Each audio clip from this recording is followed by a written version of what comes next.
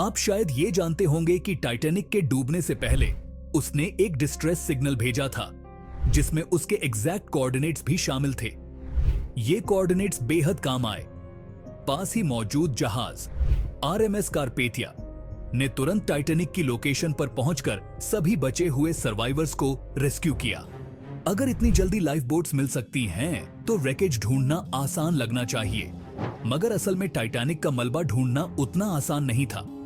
इसे खोजने में कई दशक और नए नए टेक्नोलॉजिकल एडवांसमेंट्स की जरूरत पड़ी और इसने शुरू किया एक बड़ा मुकाबला जिसमें कई खोजकर्ता एक दूसरे से आगे निकलने के लिए जुट गए। टाइटैनिक को ढूंढने की इस रेस की कहानी हैरान करने वाली है, लेकिन असली सवाल यह था, आखिर टाइटैनिक की लोकेशन सही से कैसे पता चले? क्योंकि शिप 2.5 माइल्स नीचे ओशन फ्लोर पर थी, जहां तक टेक्नोलॉजी उस वक्त नहीं पहुंच सकती थी।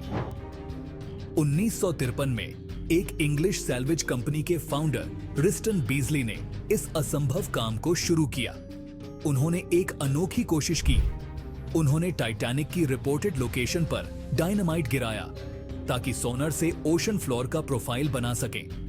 लेकिन टेक्नोलॉजी इतनी प्रिसाइज नहीं थी कि बीजली को कामयाबी मिल सके। 20 साल और बीत गए और तब जाकर रॉबर्ट बैलार्ड नाम के मरीन जियोलॉजिस्ट ने 1977 में एक नया तरीका आजमाने की सोची। बैलार्ड और उनके साथियों ने एक नई तकनीक की मदद से ओशन फ्लोर का मैप बनाना शुरू किया, मगर शुरुआत में ही ड्रिल पाइप टूट गया और उनके महंगे उपकरण ओशन फ्लोर पर गिर गए। ये सब देखकर बैलार्ड निराश हो गए, मगर टाइटैनिक को खोजने का जुनून उन्होंने छोड़ा नहीं। फिर जैक ग्रिम का आगमन हुआ। एक एक्सेंट्रिक टेक्सास के ऑयल टाइकून ने भी अपनी दिलचस्पी दिखाई, जो नोआस आर्क, लॉक नेस मॉन्स्टर और यहां तक कि हॉलो अर्थ थ्योरी जैसी असंभव चीजों की खोज कर चुके थे। ग्रिम ने एक काबिल टीम और एडवांस्ड इक्विपमेंट के साथ समुद्र की गहराई में टाइटैनिक को खोजने का काम शुरू किया। मगर ग्रिम ने साथ लाया एक ट्रेन्ड मंकी जिसका नाम था टाइटन। लेकिन फिर ग्रिम की टीम को कुछ नहीं मिला।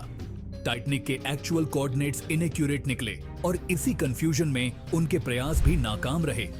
ग्रिम एक बार फिर इक्विपमेंट के साथ लौटे, लेकिन सफलता उनसे बस थोड़ी दूर रह गई।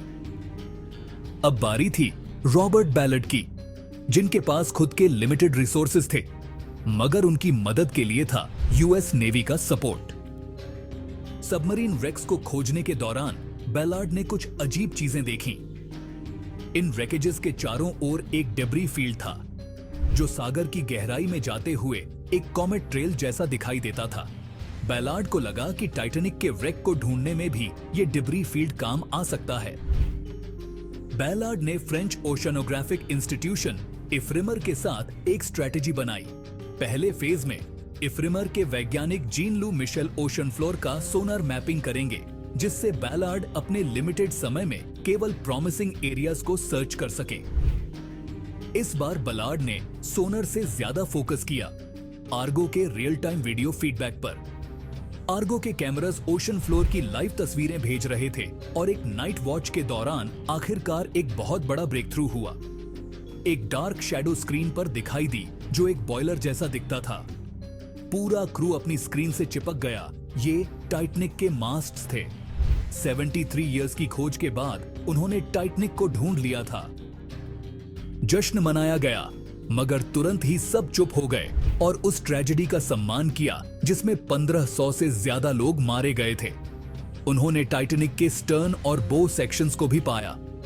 शिप वायलेंट तरीके से 2 हिस्सों में टूट चुका था और ओशन फ्लोर पर लगभग 800 गज दूर ये अलग अलग स्थित थे। अब एक और सपना शुरू हुआ, रैकेज को रिकवर करने का। हॉलीवुड की फिल्मों से प्रेरित होकर लोग टाइटैनिक के आर्टिफैक्ट्स को सरफेस पर लाना चाहते थे।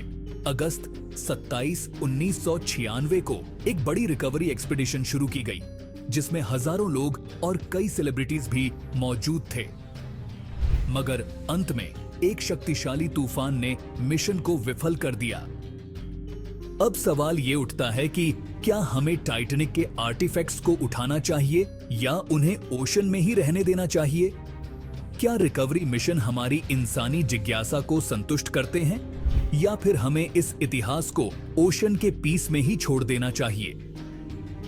अगर आपको टाइटैनिक की ये रहस्यमयी कहानी पसंद आई तो ऐसे और ऐतिहासिक रहस्य जानने के लिए हमारे चैनल को सब्सक्राइब करें और कमेंट्स में बताएं, क्या आपको लगता है कि टाइटैनिक का मलबा सरफेस पर लाना सही होगा या हमें इसे ओशन फ्लोर पर ही रहने देना चाहिए?